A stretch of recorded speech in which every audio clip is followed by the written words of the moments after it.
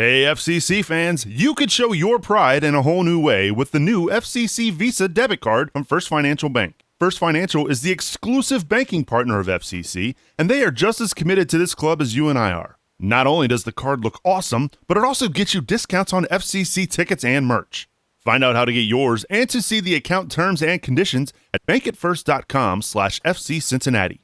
First Financial Bank, member FDIC. Bandwidth for Cincinnati Soccer Talk is provided by Cincy Shirts. Get your locally sourced FC Cincinnati MLS merch today by heading over to cincyshirts.com.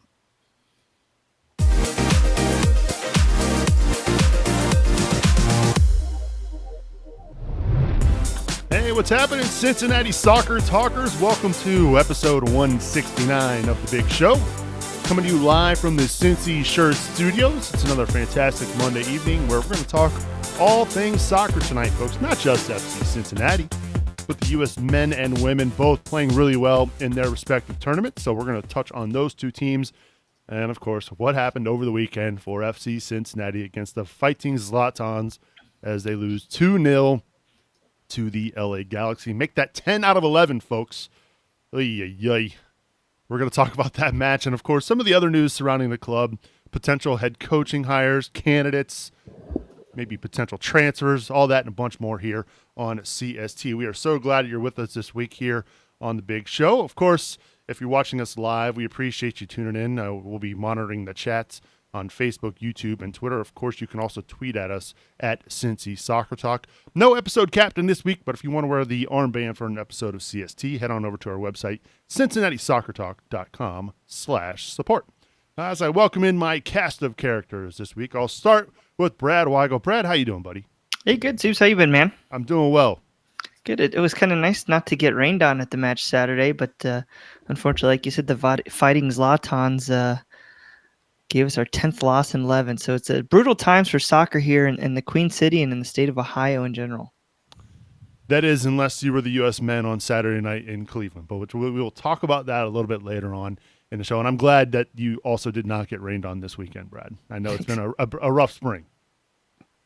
Yeah, I've definitely run out of ponchos, and I've already ordered waiters to go to the rest of the games for this season.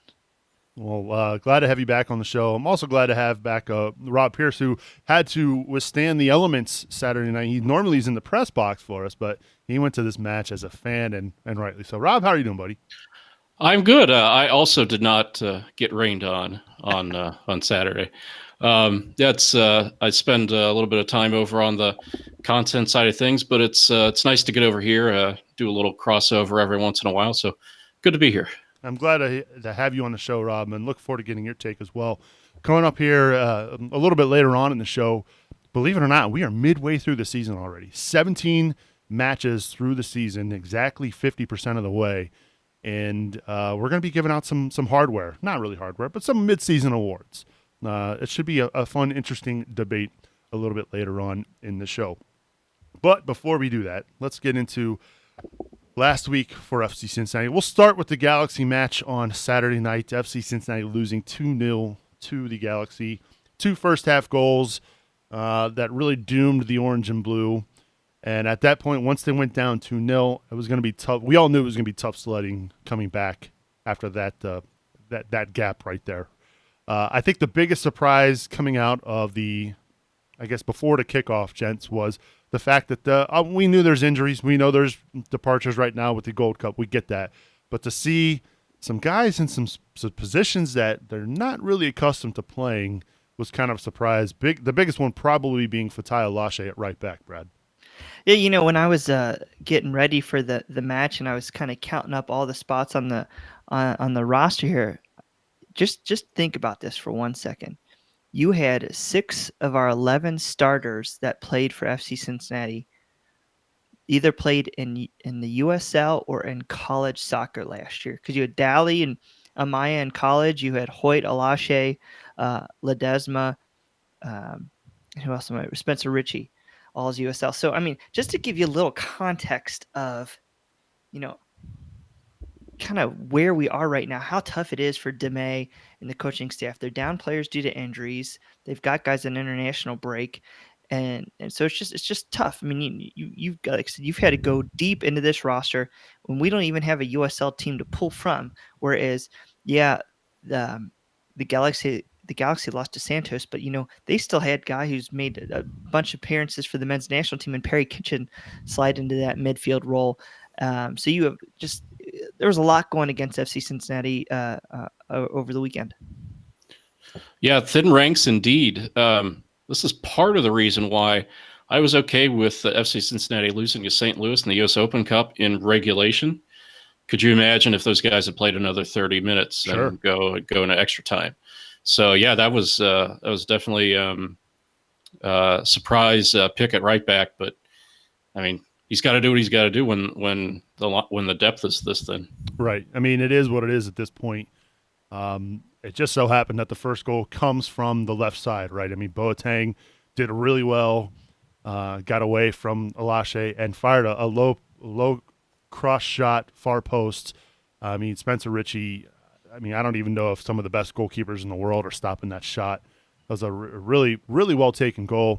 And then, Brad, you want to add something to that? Well, I just want to add, first of all, that the first 15 minutes, it was really back and forth. I know they got the goal early, but I feel like the squad came out with a lot of energy. They were creating a couple chances. Dally had a couple opportunities before that Boateng goal. And, even with that Boateng goal, yeah, Alashe, who, like we mentioned, it was a surprise starter right back. He may have over pursued. Hoyt might not have stepped up quick, but that was just a tremendous shot. So I really can't blame too many people there. That was just a wonderful goal, and unfortunate because, like I said, the FC Cincinnati, they did come out with a lot of energy, and especially in front of that crowd, they were singing and cheering and trying to push the guys on. Yeah. And a good night for the crowd, obviously. A sellout crowd. I think it was, 32,250? 32-5, or yeah, something like that. So, it might be 30. Yeah. It's okay. We got the same Sell numbers. out. We're pretty close. Right, exactly. The point is they came out strong. Yeah. Yes, they did. And then the goal happened. And then the second goal happened. Oh man, just you watch that second goal, Rob, and as spectacular as the first goal was for the Galaxy, the second goal just left you scratching your head, wondering how is it just going to be that kind of year for the Orange and Blue? I mean, the poor clearance falls right to a Galaxy player who just puts it in the back of the net, and at that point, once it's 2-0, with the lack of offense for FC Cincinnati this season, that's going to be a tough scoreline to come back from. Yeah, that was a long road back for sure. Although, I'm not that upset with this loss. It wasn't like the game in New York City or the game in Orlando. They still competed and looked fairly decent. They just couldn't finish in the final third. Yeah, I mean, this second goal was kind of disappointing.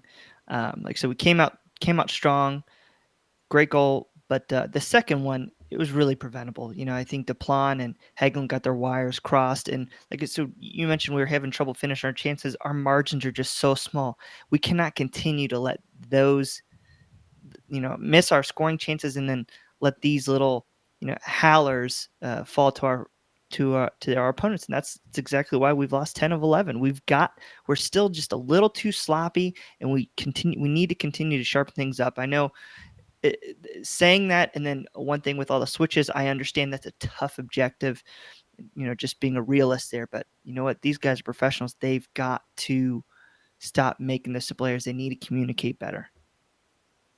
So FC Cincinnati, they go down 2-0. And a lot was made after the match, gentlemen, about the fact that Zlatan was shut out. He didn't get a goal in this match. Had one clear-cut chance. Spencer Ritchie made a really good save on. Didn't get a whole lot of service. I mean, it was to the point where you could tell he was getting frustrated during the match with the lack of service, the lack of cohesiveness. Obviously, the LA also shorthanded at the moment. What did you make of, first of all, the fact that, how cool is this that Zlatan Ibrahimovic was playing a soccer game in Cincinnati? I mean, that in itself is pretty remarkable. For a guy who scored over 500 professional goals, he's one of the best soccer players to ever don a soccer jersey, and he's playing soccer in Cincinnati. Just think about that fact for a moment, gents. That in itself is pretty cool.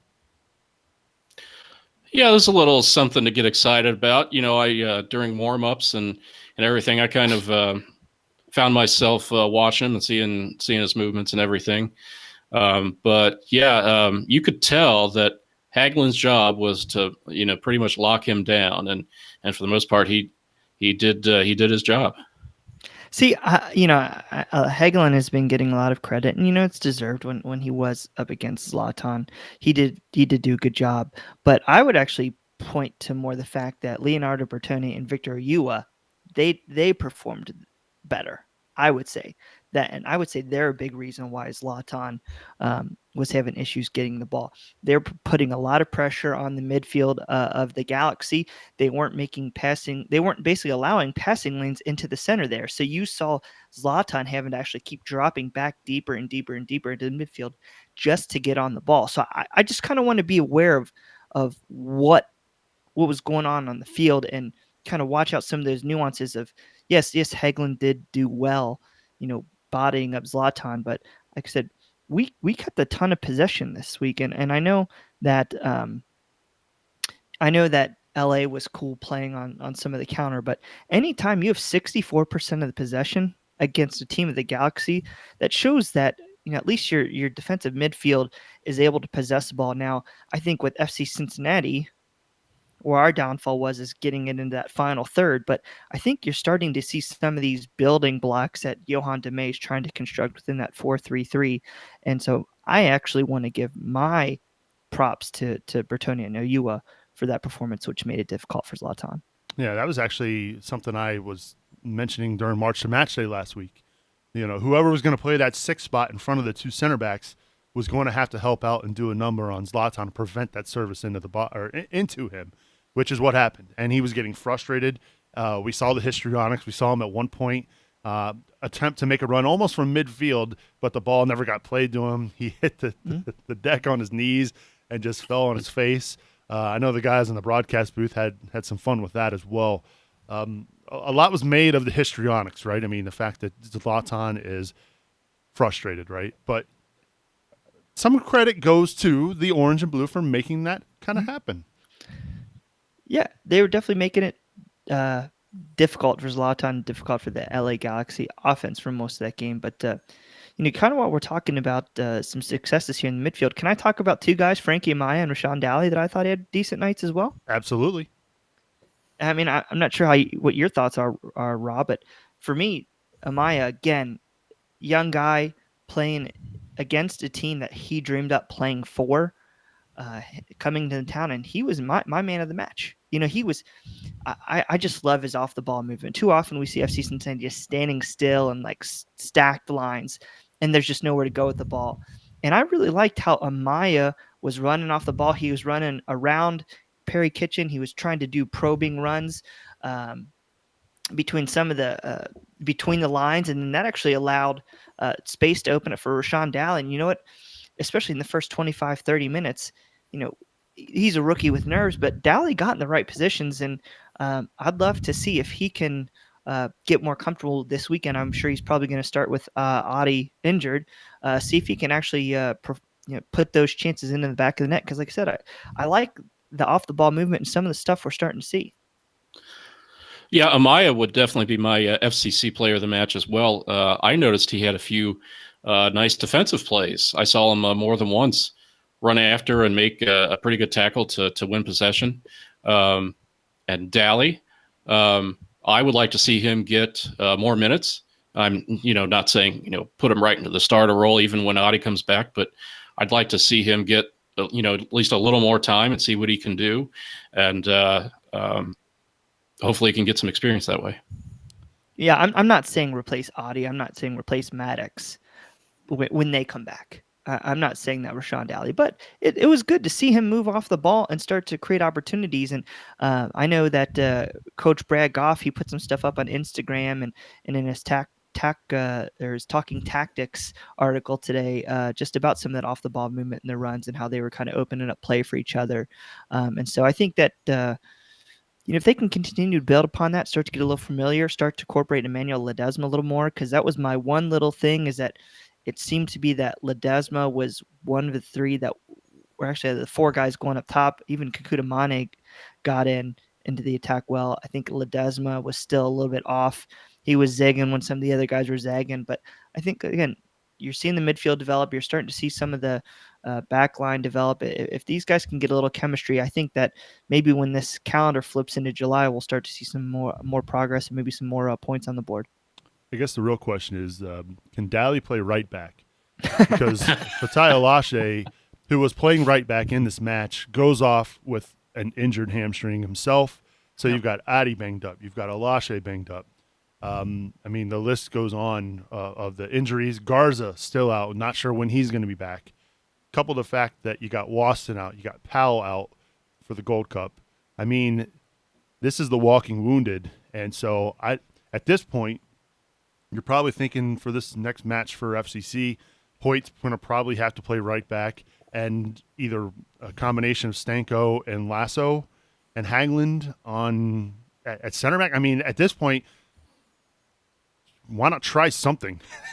I mean, I'm being facetious when I say Daly at right back. That's just how injured they are, right? So there's going to be some more shuffling going forward at that spot. Yeah, no, I agree. I think that the management is probably instructing a player like Hoyt to play center back because he can play the ball a little bit better than, say, a Forrest Lasso or a Hagland or maybe a Stanko. We did see Stanko come in and play right back for Alashe, and actually that's the second time he's played right back this year. He came in the season opener up in Seattle and played. He played like the last 7 or 8 minutes as a sub when Alvis Powell went down. So I think you might see him. I wouldn't say that's your best option. It really just depends on what FC Cincinnati wants to do. If they want to try to continue to play this 4-3-3, which, like I said, Niekamp, he's Dutch. They tend to like total football 4-3-3. You know, we're going to see, I think, this weekend if the front office is prioritizing wins or if they're prioritizing style of play and performance. So I think if you're looking at style of play, you put Stanko in right back, DePlon left back, Hoyt, you keep him in center back. I think if you're looking to win, I would put Forrest Lasso in there right away and go and say Minnesota beat the tall trees of Lasso and Hagland back there. So I think what's the direction from the club? So FC Cincinnati lose again. That is 10 of 11 that they have lost in regular season play. Coupled with the fact that they lost to St. Louis FC in the Open Cup last week, 1-0 with a goal at the death. I think a lot of people, Rob mentioned it, happy that they lost in regulation. Maybe happy's not the right word. Now that they know the result, it was a good thing it happened in regulation. A lot of people unhappy with the fact, though, that they go to St. Louis and not play well, right? I mean, St. Louis, let's be fair, the 1-0 win probably should have been 2 or 3 in favor of the home side. I mean, they looked the part. Russell Cicerone played his tail off. Kadeem Dakers played his tail off. Matt Banner played well also. So, Rob, you see that match midweek, and you think, especially how it started for the Orange and Blue, you're thinking, okay, this isn't going to go well. And then late in the match, Adi has that chance on a platter, 1v1 with the keeper, and just could not get around him. And then to lose it at the death like that, a disappointing end to the Open Cup for this year. Yeah, St. Louis seemed to be going for a goal right from the get-go. Like in the first 10 minutes, it seemed like they could have had a couple, as you mentioned earlier. And it could have been 3-0. It also could have been 1-1 if Adi makes that chance. And that was a great play on the keeper for St. Louis's keeper on that one. But I'm not happy that they're out, but I'm okay with it. Gets rid of some fixture congestion. So that's one thing, one positive when you have thin ranks like they do. Yeah. I was going to say, it's one of those things, Brad, that with the season going the way it's going in Major League Soccer, like this was kind of one thing you could hang your hat on, right? I mean, you're in the final, if you win, you're in the final, final 8 in the Open Cup. Yeah. And once you get to the final 8, I mean, anything could happen in this tournament. You know what I forgot is that Stanko played right back against St. Louis because Hoyt sat. Yeah. So I think it's very possible that you would see Stanko this weekend at right back. But you would playing, you had Alashe playing, Deplan, Lasso, Haglund, Adi, Mane. You had plenty of talent. And for how great the guys came out with the energy that came out Saturday, it was the complete opposite in St. Louis. They were letting St. Louis run the ball in the first half up and down all over the place.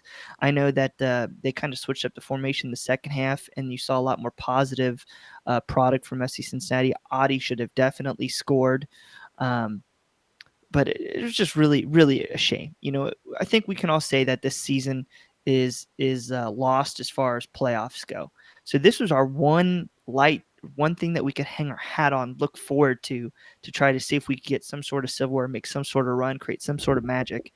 And for you just to go away and to St. Louis and lay an egg like that was definitely disappointing. And I think it was especially disappointing for guys like Corbin Bone, Eric Alexander, guys that might not have gotten to play as much this year. They had an opportunity to make an impact on a match. And these are their opportunities, and they flat out dropped the ball.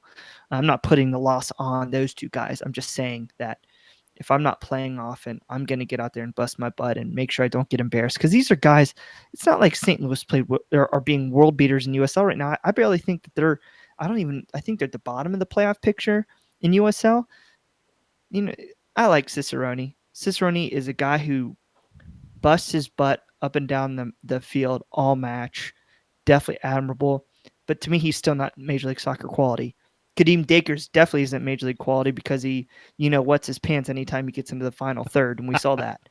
So for us to go there, it wasn't that big of a crowd. It was 4,000 people. You can't tell me that was a threatening crowd. To come out flat, and it was just very disappointing. If I was Johan DeMay, I would have a tough time looking some of those guys in the face after the match. Well, let's talk a little bit about Cicerone. You mentioned that you don't think he was Major League Soccer quality. Mm-mm. Obviously, hindsight is 20/20 there. We know the kind of season that the Orange and Blue are having right now. We know how banged up they are. We know how anemic they've been offensively. Now, I'm not saying that Cicerone would have been getting any minutes for the Major League Soccer side this year. But at this point, and when you see what he was creating the other night against FC Cincinnati, I could see why fans are a little up in arms on why he didn't get a look, Brad. You want to explain why you feel the way you do? I don't feel he's got the final touch.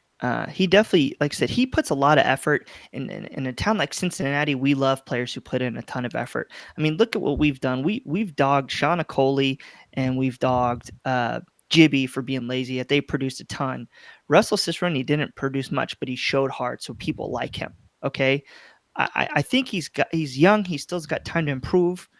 Maybe he latches onto a roster, but I don't think he'd be the answer of this club at all. There's no way you would start him over Kakuta Mane, over Ledesma, over guys like Roland Lamah. There's no way. It's just not going to happen. Alan Cruz. So I know we like him, and he played wonderfully. I'm not sliding him, he played tremendously in the match, but I think it's a little bit much for all these people to be going out there on social media saying, well, if we'd have Cicerone, we'd be awesome. We need him back here. I mean, I'm not sliding in the guy. I just don't think he would be the answers for this club right now. I'll take the counter to that, kind of. While I certainly don't think Cicerone would be a starter here right now by any stretch, it's not hindsight for me. That's foresight. Last fall, before we knew who all was coming up, I was kind of hoping the Cicerone would get in the back half of the roster. Certainly not one of the senior spots. Somebody mentioned it in the last week, and I forget where I saw it, but that his age would be a factor. Cicerone turns 25 in November, so he could have been a reserve player this year, but not next year. And next year he could be a supplemental player, which still doesn't count against the budget, just like a reserve player doesn't count against the budget, but he'd have a higher minimum salary. Now, the difference is only $13,000, which is small potatoes. And I don't want to get too far into the, roster construction weeds there, but I just thought I'd bring that up. It probably just came down to Jimmy or Russell Cicerone as far as making up the roster. If we would have, I would take Jimmy over Cicerone any day. I mean, Jimmy's shown he's got quality for Major League Soccer. He did well in the Open Cups. He did well in our Open Cup run.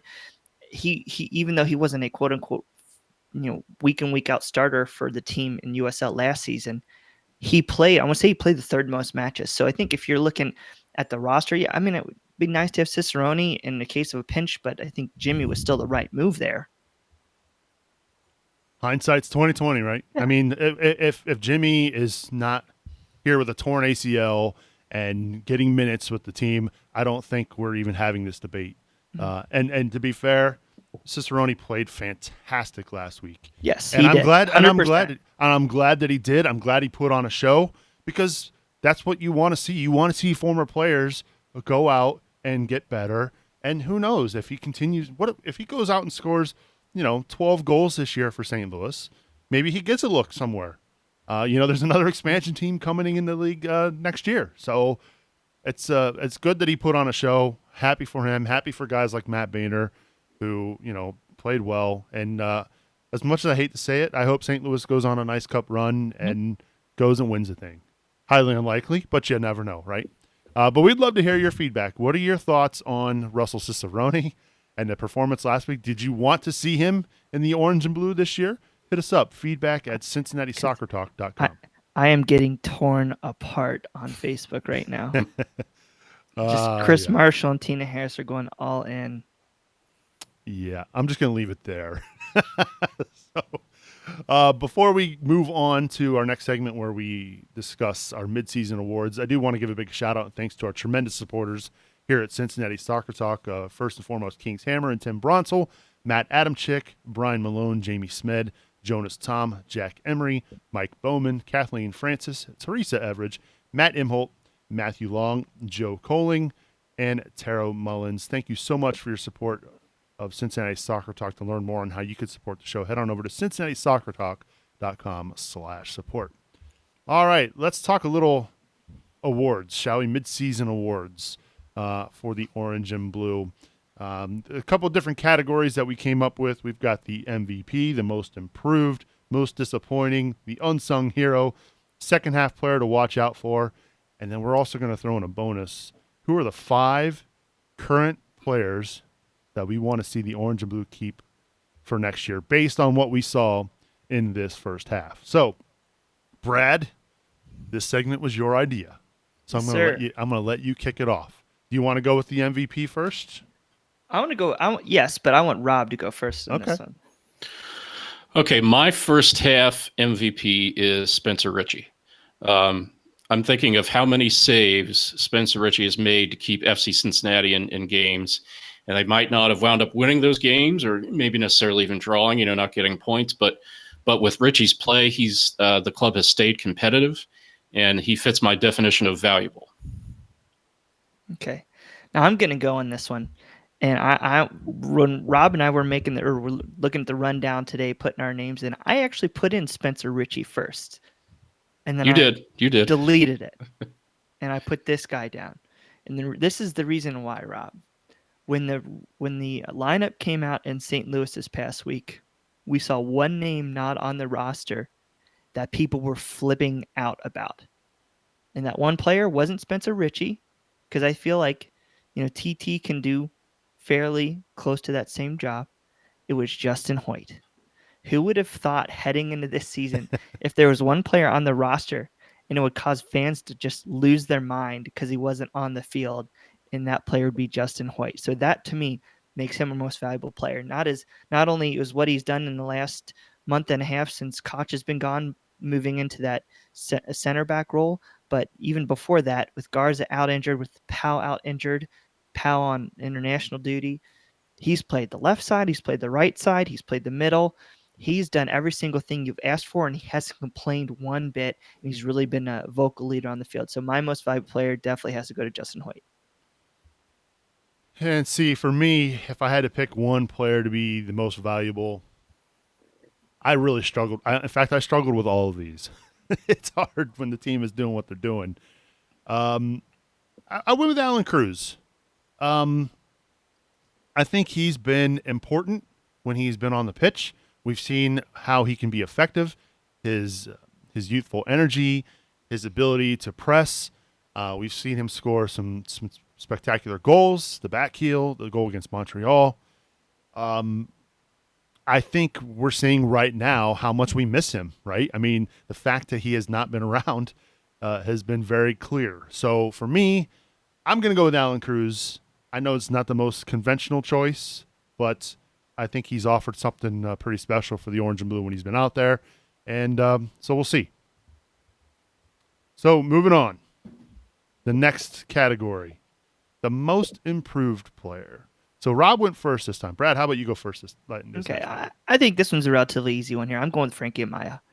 For the guy to not get much playing time in the beginning of Koch's tenure this season, I think that caused him to miss out on the U20 World Cup. But I think that now he's been pushing the roster. He's clearly been one of our best players. He's not backed down to any challenges. The guy's feisty as heck. I mean, he'll go into any challenge, whether the guy's 6'5", he'll go up against Zlatan, try to body him up, lose a whole foot in size. I just love his play. I love his attitude. You can also see he's a leader. He's trying to pick up the guys on the field, especially some of the younger guys like Rashawn Daly. You're seeing a lot of the leaders flock to him, look for him for direction. And he's been extremely humble. So I think that my most improved player is definitely Frankie Amaya. Amaya is a really good pick, but I chose Emmanuel Ledesma. He's really been on an upward trajectory this season. It took him a while to get some minutes, and when he did, he didn't look like the same player that won the USL MVP award. A bump up in class, yeah, but I was kind of hoping to see more out of him than we did. And the last few weeks, he's really come on. I'd still like to see more on his set pieces. He doesn't seem to quite have that touch on set pieces this year, but his service into the box has been much better. And I'm thinking particularly of that game winner to Kekuta Mane in the U.S. Open Cup match against Louisville. I struggled with this one, right? I'm trying to think, who have I seen improvement from? And this is a little bit of a stretch. I know this, but I'm going to go with TT. And I say that because we saw him in that first match in Seattle, and he looked shaky. He looked like he is a guy who hadn't played in a long time, right? A couple bobbled saves, just the positioning wasn't right. The last couple times he's been out there, he has looked more comfortable. He's looked better. So from an improvement standpoint, I went TT. Now, I don't think he's going to supplant Richie as the goalkeeper, but he has looked better in recent weeks. So from just an improvement standpoint, I go with TT. Thoughts on that, gentlemen? Am I out of line there? I considered TT for a little bit there. I'm thinking of his U.S. Open Cup play, and then I thought, well, has he played the minutes to consider that? But if you look at, you go back to all the way to the first match like you did and compare it to now, I could see that. I even go back to even when they were down in Charleston. Yeah. It kind of a big time span pass in there, but I would definitely say he's improved. All right, let's move on. The most disappointing. This should be a fun one. Go ahead, Rob. Rob, you want to start us off? Sure. I will take Fernando Adi. Some people might say this is the easy choice, and I'll preface by saying I'm not one of those guys who thinks Adi is lazy. I just don't believe that at all. But I've seen his touches the last few weeks: first touch, second touch, third touch, and so on, and it's been disappointing. I'm not sure if he's trying too hard or what the issue is, but he's been pretty sloppy with the ball at his feet recently. And you can talk all you want about what kind of a striker Adi is and the style of play that FC Cincinnati uses and whether that's a mismatch or not. But when your primary striker has no goals in MLS play halfway through the season and one goal in all competitions, that's, again, a disappointment. And yeah, he's missed some time, but let's not forget part of the reason he missed some of that time. And I'll say that he shouldn't have to wear that badge for the rest of his career. But you can be disappointing off the pitch as well. Home run. It's a home run shout there, Rob. I think most people would definitely say um, uh, Audie there. Really, just since he's been here, it's been almost a whole year, and he's just been just a letdown. I'm going to go a little different pivot, and I'm going to go with Alvis Powell. I would say this is also due to the fact that I was really, really excited about him coming in. Um, you've seen, you saw Koch try to use some of his fullback play to get up the field. And maybe it's just a little bit of that, still that Seattle game that just has left such a strong, terrible aftertaste. But I was expecting a lot more of Alice Powell. I was expecting him to be better on the defensive side. I was expecting him to be better helping guys get into the attack. And he just really has not provided much of anything. 0 assists, 0 goals in 9 matches. And, maybe he goes away here to Jamaica, gets a little positive buzz, gets a little confidence back, even though he's possibly playing center back a little bit. And Just got married. It just got married. Hopefully he gets a little bit better second half of the season. So for me, go ahead, Brad. I was going to say, because he still has a ton of value out there. Like, there's more than a dozen teams that would take Alvis Powell in Major League Soccer right now. For me, this was another tough one. Obviously, we know about Adi, right? Everybody's disappointed with what we're getting from our designated player striker, right? So Rob got the softball lob, and of course, he hit it out of the park as he should have. For me, I went back to when this deal was announced in the offseason that they were bringing in this guy from Europe who had just gotten done playing in the Champions League against teams like Juventus, Manchester United, and getting minutes in the Champions League.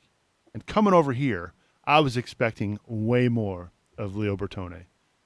That first goal against Seattle, you're thinking, all right, here we go. We're in business. And then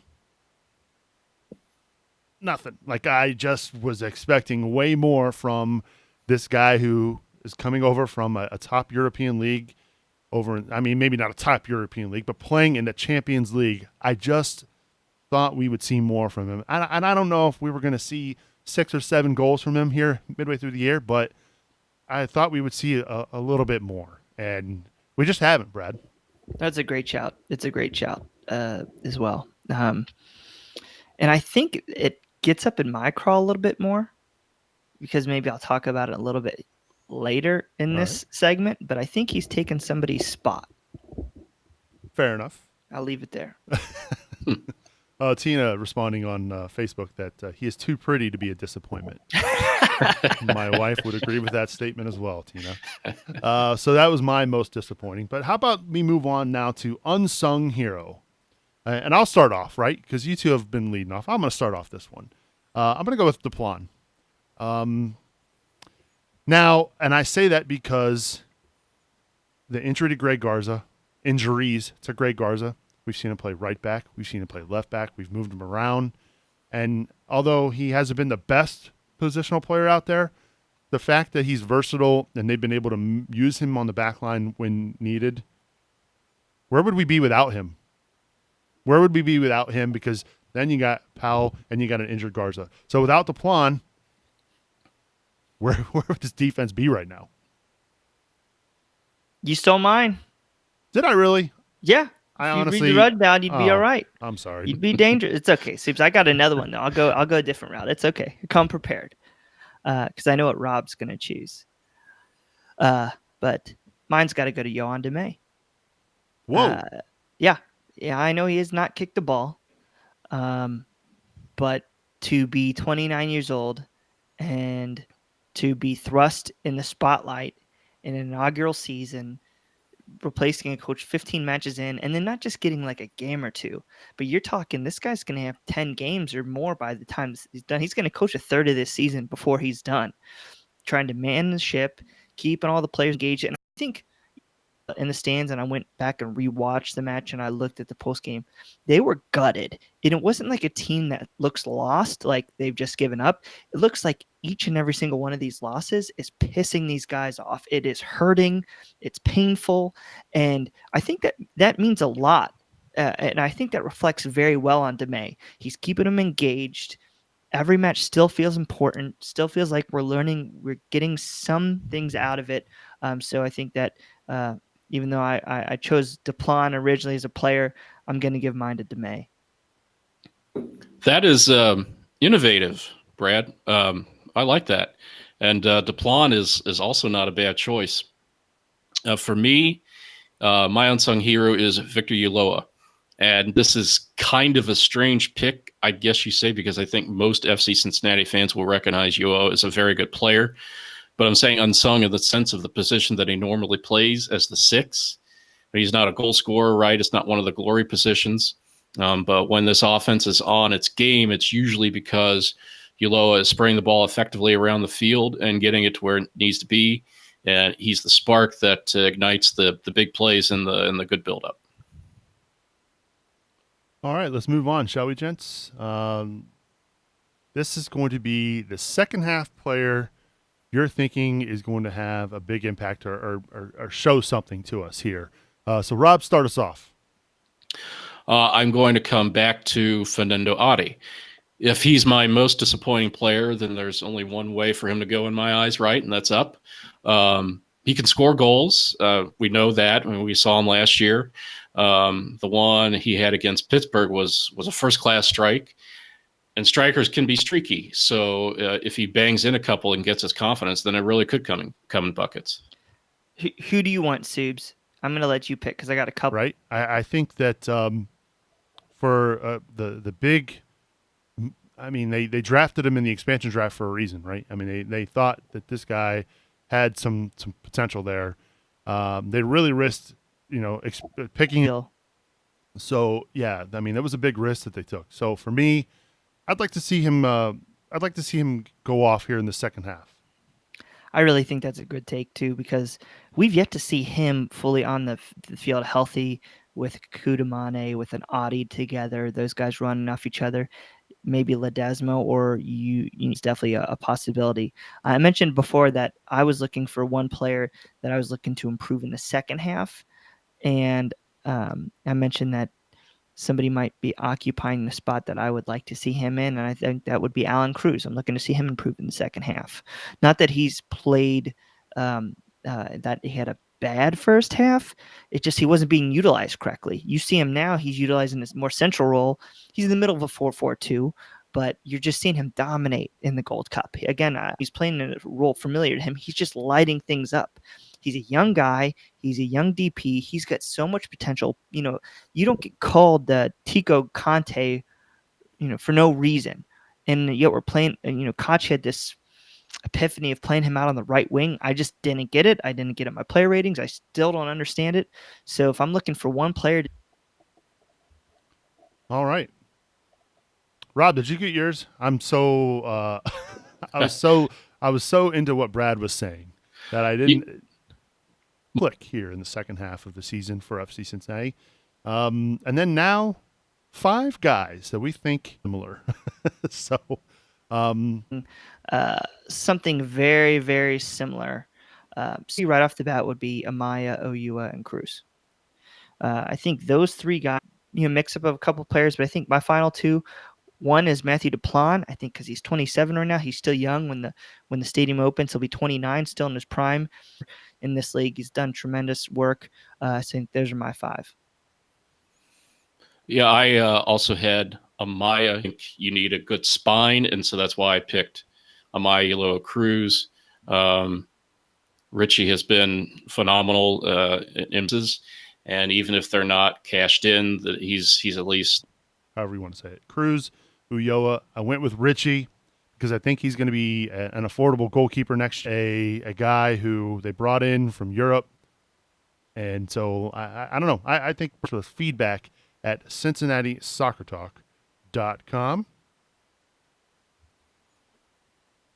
All right, as we move on. The U.S. men's national team. They have. I lost you, but so you guys can hear me. I can hear and see you. That's good. That's all I need to know. All right. No, we're gonna go first with the women, right? And rightly so, because they've been playing fantastic soccer here in the World Cup for the 2019 World Cup. They're over in win today 2-1. Megan Rapinoe with a couple of penalty kick goals today. The United States finally conceding in the tournament. Fantastic goal from Spain there in the first half, but they win today 2-1. What's been the most impressive thing for you so far, Brad, in the short run of the Women's World Cup?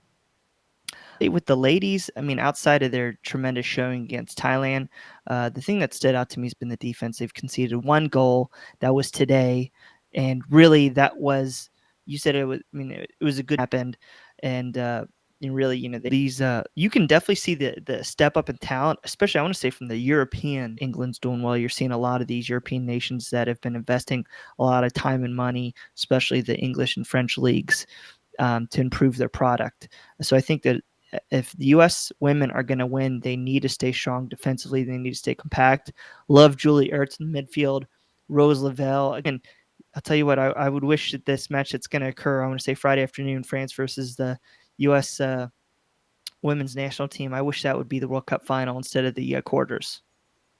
It's going to be Ritz. France would be the top dog in this World Cup, Rob. But the women playing really well. And as Brad mentioned, Rose Lavelle, the native Cincinnatian. Yeah, Brad saw more of the match today than I did. I didn't get to see any. As far as what impressed me the most about the U.S. In group stage, it's been their depth. I think you guys touched on this last week on the show, but the only player that didn't get in the group stage was the backup goalkeeper. So the U.S. women, they advance to take on France this upcoming Friday. It's at this point survive and advance, playing really good soccer at the moment. So you got to face what's in front of you. Unfortunately for the U.S., they get France a little bit earlier than they had hoped, but it should be a fun match this upcoming Friday, and we hope the U.S. They go knock them out of World Cup after what happened against Venezuela in Cincinnati. But they've won 4-0 and they've won 6-0, but they have been playing really well. And I mean, 6 goals is no slouch against Trinidad. Counting on guys like Tyler Adams to play and Sebastian Lletget to play. They're out there due to injuries. Josie's tune-up matches. So I like as predictable as you might see a lot of national teams where they in this setup, you would see him one play, he would go down and rush to the end line, possibly get a flicker of a second. He would dive in and penetrate symbols. So I definitely like what they're doing. On the flip side, I still think that they're susceptible to the attack. I think if they come up against a Costa Rica or a Mexico, get exposed by those guys. So I'm really looking to see what Michael Bradley and Weston McKennie can do to develop either 1v1 on Zach Steffen, or they had superior numbers kind of on the counterattack against our back line. And Steff looking better. And like you said, that Venezuela loss doesn't look as bad now that we've seen them advance out of their group. That includes Brazil and Peru in the Copa of America with win and 2 goals over the weekend for Aaron Long, defender for the U.S. men. And believe it or not, I was shocked ever.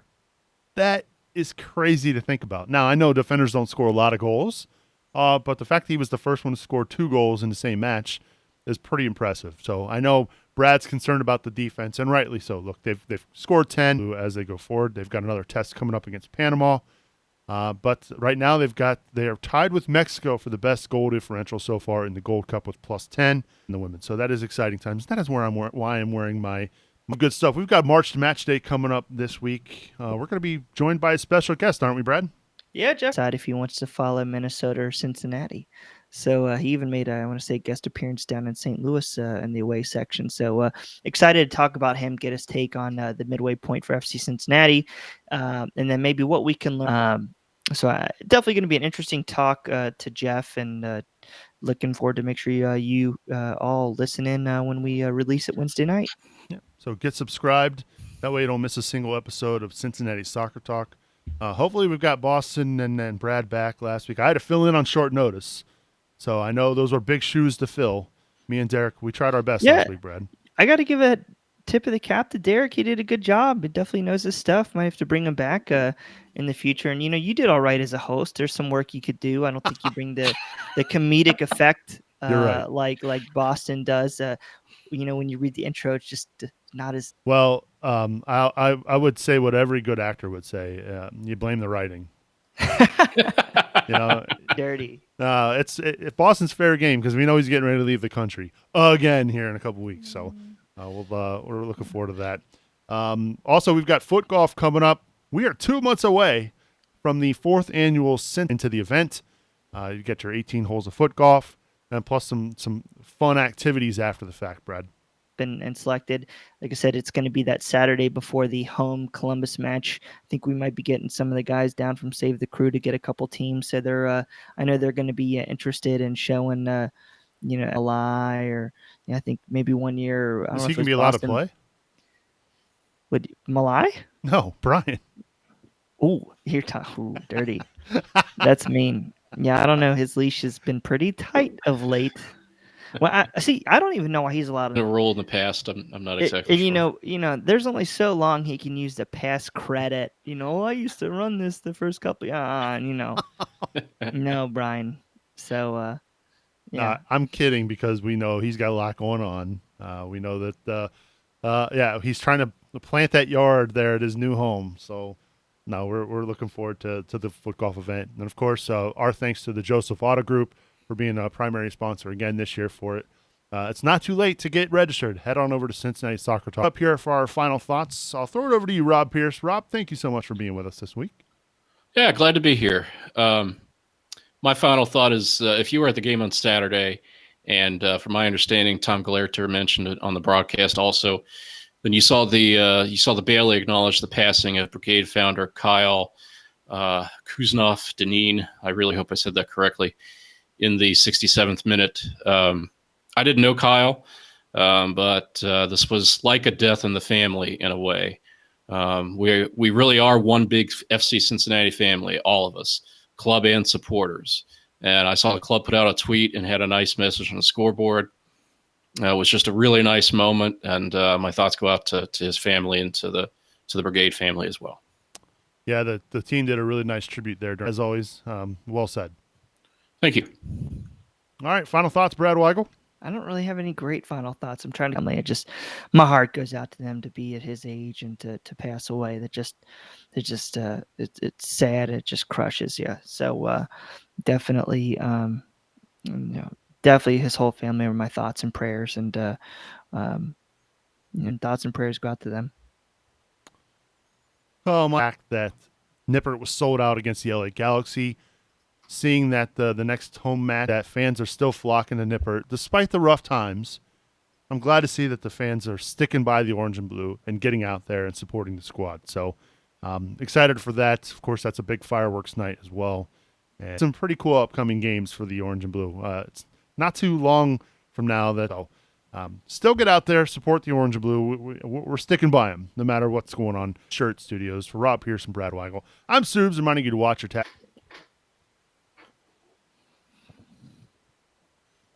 Hey, we're back. CST Extra Time. Oh, boy. We were cruising along for a good 45 minutes. And then all of a sudden, yes, that's not Google Hangouts. If that is an inside joke. But Chris Hubbard is now, I guess, banned from the podcast. Oh, I gotta scoot up or change my angle. Yeah, so you're behind. You're behind. You got the graphic. my the Twitter graphic. See, the thing is, it's extra time, so you're supposed to be able to just sit back, relax. Last I checked, it was an audio podcast, right?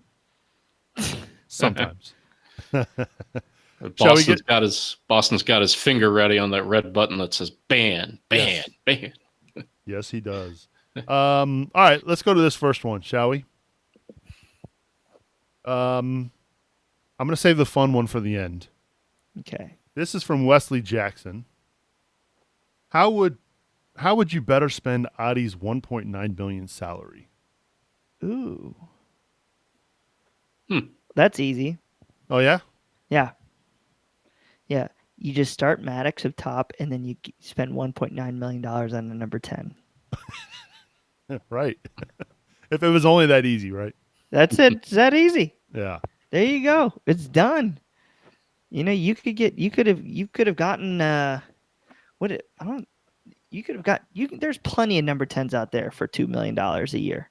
I mean, that's a lot of money. That's not including the transfer fee, but you could definitely get something more serviceable, and I think long term that's would have been success. But if you look back at a year ago, Fernando Adi, he had a great run of 20 consecutive goal seasons.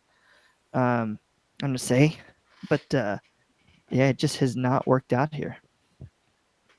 I mean, obviously a 10 would be nice, Rob, but I don't know if they would have done it. They probably would have gotten another defensive midfielder. Yeah. Yeah. Another 4 or 5. No, that's a great idea. Take the money and buy a 10. I like it. Excuse me. And when I meant 20 goals, I mean double digits. So 2017 he had 10. 2016 he had clarified 16. 2015 he had 16. 2014 he had 9, but he didn't play the whole year. He had some injuries, but I mean the guy's performed in the past. So hindsight's 2020. But That's why he's hiding behind the graphic right now. am I still hiding behind the graphic? Oh well, it's an audio podcast. Yes. Jack Emery is watching the show, and I guess he was taking photos of me when we were having our little issue here, and he asked me. He said, "Brad, are you doing edibles right now?" Because I guess I had just a terrible look on my face when we were doing. Yeah, my bad. So, that's when you blame the director, not the writer. Yeah. How would I have spent that 1.9 million? I probably.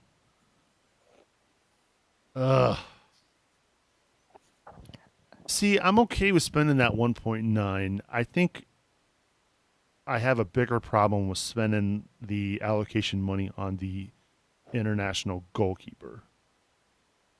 I don't know if they need both TT and Richie. You took a. I mean, look, it was a gamble, right? I mean, Adi wasn't firing there at Portland there when he got traded. There was a reason why they were pretty quick to let him go. So it was a pretty big gamble. And it hasn't paid off. By the way, it's not going to be the first gamble it's probably not the first gamble that FC Cincinnati has taken. It won't be the last. I seem to remember a pretty big gamble in GB, right? Pretty big gamble in bringing a club here in the first place. So it's not, it won't be the last time that we've seen this. It just, it's like FC Cincinnati is a game of crap so far, and it's like every first roll they've rolled either 2, 3, or 12. Yeah, lost their money. That's a good analogy, Brad. That's really well said. This next question is from. Let me pull it up here. This is from our own Joe Schmuck, staff photographer here at CST, staff photographer extraordinaire. FCC is all healthy. Do we see the shuffling in the lineup?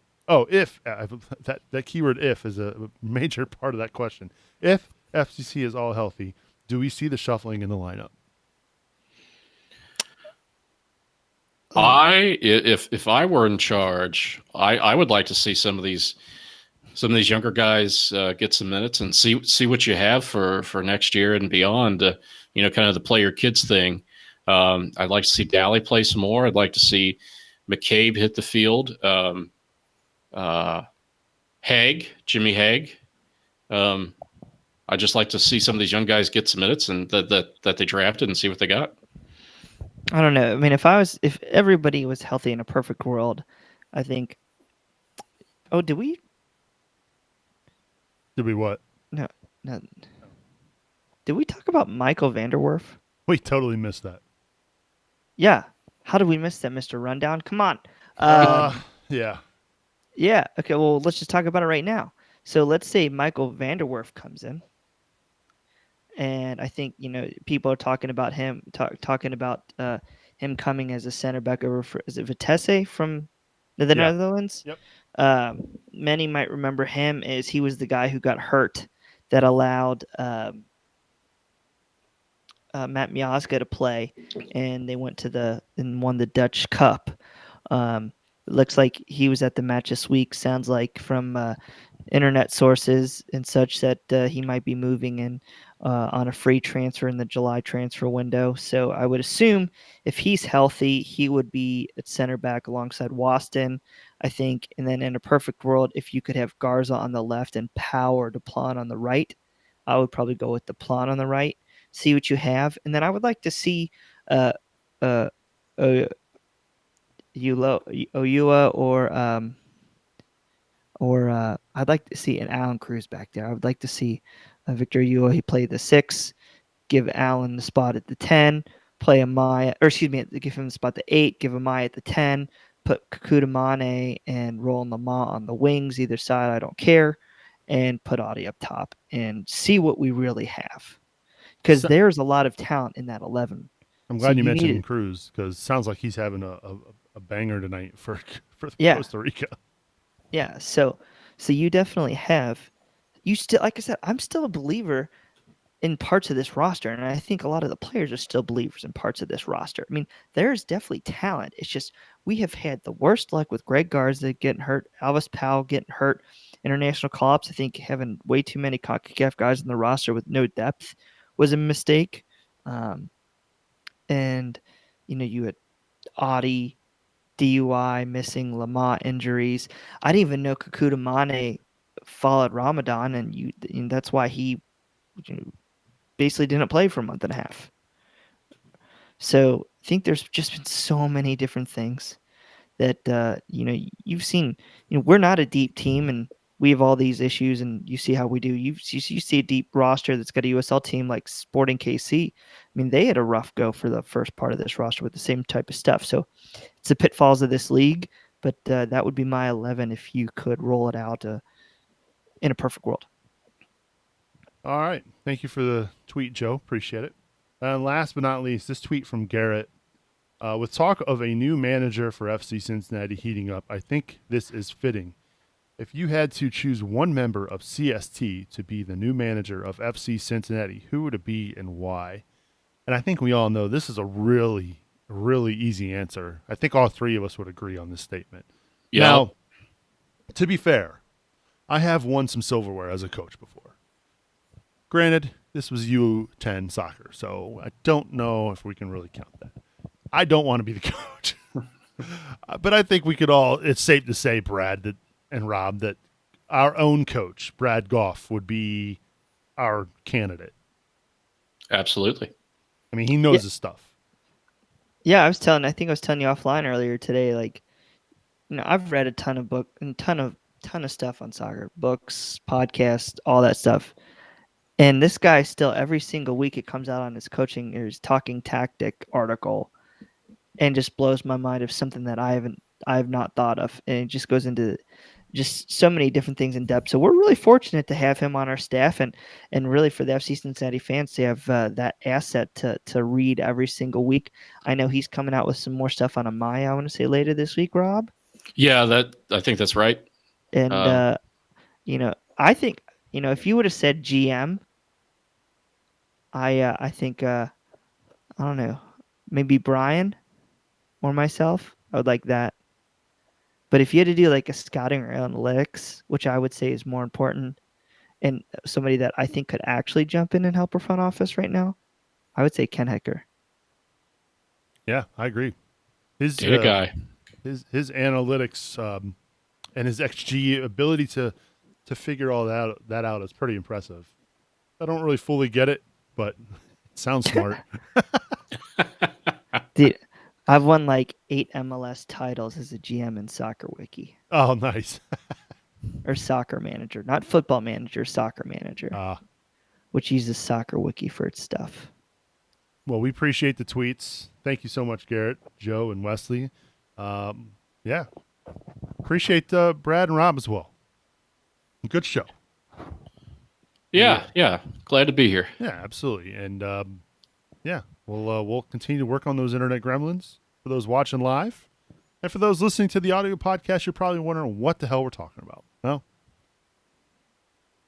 there you go. I don't know how to end the show. I'm ending it now. Is the music still going? It will be in the post-production, yes. Okay, I was missing that tonight.